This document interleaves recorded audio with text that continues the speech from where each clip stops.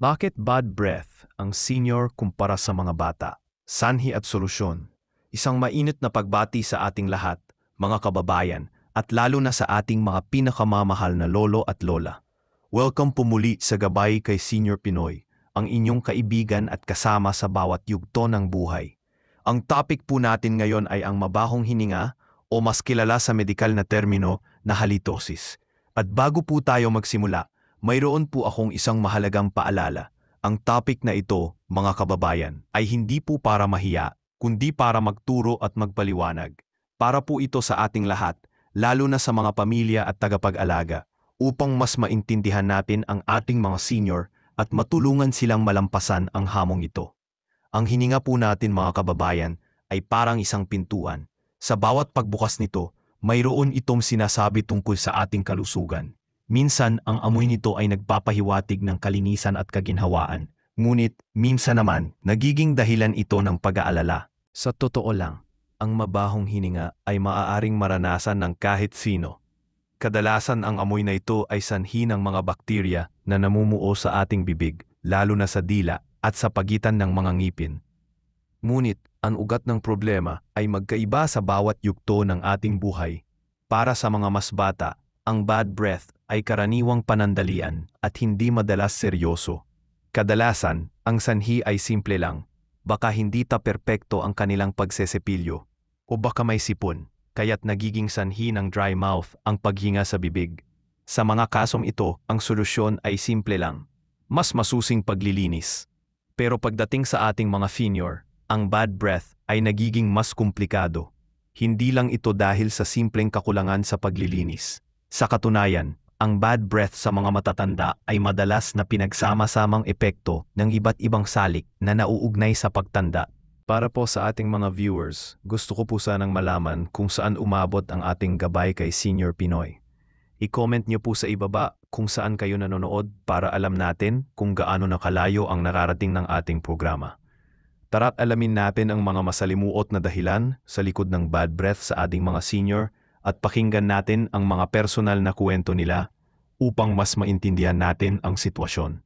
Ang mga masalimuot na problema sa hininga ng mga senior, ang pagtanda ay nagdudulot ng mga pagbabago sa ating katawan at ang mga pagbabagong ito ay maaaring makaapekto sa kalusugan ng ating bibig at hininga sa mga paraang hindi natin inaasahan. Kwento ni Lola Maria. Ang lihim na epekto ng dry mouth. Mayroon tayong viewer, si Lola Maria, na ngayon ay 75 taong gulang. Sa loob ng maraming taon, umiinom siya ng gamot para sa kanyang high blood pressure at anxiety. Napansin ng kanyang pamilya na ang kanyang hininga ay laging may kakaibang amoy, kahit na masinop naman siyang magsipilyo. Ang hindi nila alam, ang mga gamot na ito ay nagiging sanhi ng kanyang dry mouth o xerostomia. Wika nga ni Lola Maria, "Hay nako, ang bibig ko, parang disyerto. Kahit anong inom ko ng tubig, maya-maya lang puyo na naman. Minsan parang kumakapit na ang dila ko sa malangala. Nakakahiya tuloy magsalita ng mahaba. Ang pagiging malagkit sa bibig, pagiging mahirap sa paglunok ng tuyong pagkain, at ang parang dumidikit na lipstick sa ngipin ay ilan sa mga senyales ng dry mouth." Aliwanag. Isipin po natin ang laway bilang ang natural na panlinis ng ating bibig. Ito ay parang isang ilog na patuloy na umaagos. Nag-aalis ng mga tinga ng pagkain at bakterya na nagdudulot ng amoy. Pero dahil sa dry mouth, nababawasan ang produksyon ng laway ni Lola Maria. Ang ilog ay natutuyo at ang mga bakterya ay dumadami ng walang kontrol sa bibig. Ang mga bakterya na ito ay naglalabas ng mga mabahong gas na tinatawag na volatile sulfur compounds na siyang dahilan ng masamang amoy. Payo ng doktor. Pagkatapos niyang kumonsulta, sinabi ng kanyang doktor na uminom siya ng maraming tubig sa buong araw at magmeryenda ng mga prutas na may mataas na tubig. Tulad ng pakwan, pinayuhan din siya na subukan ang mga sugar-free lozenges o gum na may xylitol upang pasiglahin ang daloy ng laway. Iminungkahi rin ng doktor ang paggamit ng humidifier sa kwarto sa gabi para maging mas basa ang hangin. Kwento ni Lolo Berto. Ang problema sa ngipin at gilagid, ngunit hindi lang po dry mouth ang problema. Mayroon din po tayong kwento ni Lolo Berto. Siya ay 78 taong gulang. Noon pa man ay hindi na siya mahilig mag-floss. At ngayon na may arthritis na siya sa kamay, mas lalo siyang nahihirapan sa paglilinis ng kanyang bibig. Mayroon din siyang mga lumang dental fillings at bahagyang umurong ang kanyang gilagid. Bakit nabiging sanhi ng bad breath? Ang mga butas sa ngipin o cavities at mga sakit sa gilagid o periodontitis ay perpektong tirahan para sa mga bakterya. Ang mga bakterya na ito ay kumakain sa mga naiiwan na tinga ng pagkain sa mga butas at gilid ng ngipin. Kapag nabulok ang mga tinga, naglalabas sila ng mga mabahong gas na nagdudulot ng masamang amoy. Ang mga impeksyon din sa bibig, tulad ng abscesses, ay maaaring maglabas ng nana na may masamang amoy. Wika nga ni Lolo Berto, "Naku, itong mga ngipin ko, parang di na makasunod sa katawan ko. Yung mga gilid-gilid, hindi na maabot ng sepilyo ko. Kaya pag kumakain ako ng chicharon, naku, baon na baon ng tinga. Minsan, parang may amoy bulok na, di ko na maipaliwanag." Ang kanyang gilagid ay madalas ding mamaga at duguin na senyales ng pagdami ng bakterya. Payo ng dentista, pinaalalahanan si Lolo Berto na ang regular na paglilinis sa ngipin ay mahalaga. Ipinayo ng dentista na gumamit siya ng electric toothbrush na mas madaling hawakan at mas epektibo sa pag-alis ng plaque at bakterya. Iminungkahi rin ang paggamit ng floss picks o water flossers para maabot ang mga bahagi sa pagitan ng ngipin na hindi nalilinis ng toothbrush. Mahalaga ring linisin ang dila na siyang pinakamalaking tirahan ng bakterya sa bibig. Kuwento ni Lolo Pedro, ang pustiso na hindi malinis. Samantala, mayroon naman tayong kwento ni Lolo Pedro. Siya ay may suot na pustiso na halos buong bibig. Naniniwala siya na sapat na ang pagsesipilyo niya sa kanyang pustiso tuwing umaga. Bakit nagiging sanhi ng bad breath? Ang pustiso, tulad ng natural ng ngipin, ay maaaring tirahan ng mga tinga ng pagkain, bakterya at fungi, lalo na kung hindi ito malilinis ng maayos. Ang pag-iipon ng mga ito ay nagiging sanhi ng masangsang na amoy. Bukod pa rito, ang hindi malinis na pustiso ay maaaring magdulot ng impeksyon tulad ng oral thrush na nagdudulot ng puting patong sa dila at masamang amoy. Wika nga ni Lolo Pedro, "Itong pustiso ko, parang mas matanda pa sa akin. Dati maganda to, pero ngayon parang nagkakanya-kanya ng amoy. Yung dila ko parang may kung anong puti-puti. Akala ko normal lang sa tanda. Yun pala, mali." Payo ng dentista, pinaalalahanan si Lolo Pedro na huwag magsipilyo ng pustiso gamit ang regular na toothpaste dahil maaari itong makasira. Sa halip, dapat siyang gumamit ng denture brush at denture cleaner.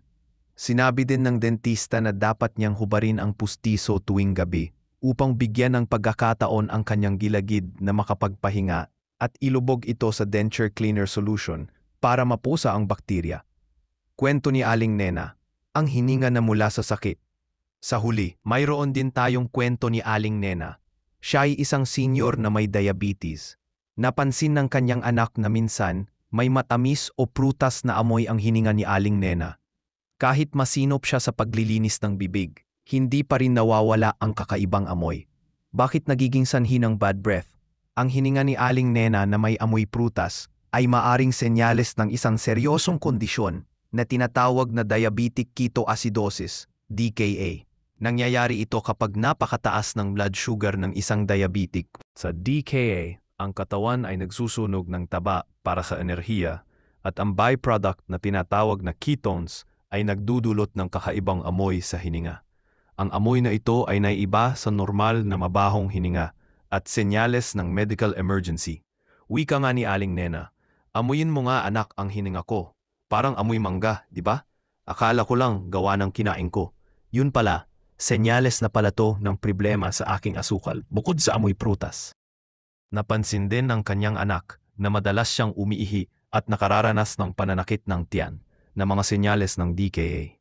Payo ng doktor, agad na sinuri ng doktor ang kalagayan ni Aling Nena at na-adjust ang kanyang gamot para ma-manage ang kanyang blood sugar. Nagpaliwanag ang doktor na ang mga sakit sa respiratory system, diabetes, at maging ang mga problema sa atay at bato ay maaaring magdulot ng kakaibang amoy sa hininga. Kaya't kung hindi na-solve ng dental hygiene ang bad breath, kailangan na ng medical attention. Mga solusyon. Paano natin matutulungan sila? Ang paglaban sa bad breath ay nangangailangan ng komprehensibong pag-aalaga. Narito ang mga tips na maaari nating ibahagi sa ating mga senior. Tamang paglilinis ng bibig. Turuan silang magsipilyo ng 2 beses sa isang araw, lalo na bago matulog. At ang pinakamahalaga, huwag kalimutan ang paglilinis ng dila gamit ang dila scraper o toothbrush, dahil ito ang pinakamalaking tirahan ng bakterya.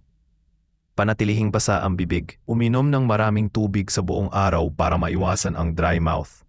Ang pagnuya ng sugar-free gum o pagsipsip ng sugar-free lozenges na may xylitol ay makakatulong din. Regular na pagkonsulta sa dentista. Bisitahin ang dentista kada 6 na buwan para sa check-up at professional cleaning. Ang dentista ang makatutukoy at makalulutas sa mga problema sa gilagid, ngipin at pustiso na hindi natin nakikita. Pagiging alert sa amoy. Kung may mapansin kayong kakaiba sa amoy ng hininga ng inyong mahal sa buhay, gaya ng amoy prutas o amoy amonya, huwag itong ipagsawalang bahala. Konsultahin agad ang doktor upang matukoy kung mayroon itong kaugnayan sa isang malubhang sakit. Ang bad breath ay hindi lang isang simpleng abala. Ito ay maaaring maging mahalagang senyales ng isang mas malaking problema sa kalusugan. Sa pamamagitan ng pagiging mapagmatyag at mapag-alaga, matutulungan natin ang ating mga senior citizen na mabuhay ng may kumpiyansa at mas magandang kalusugan.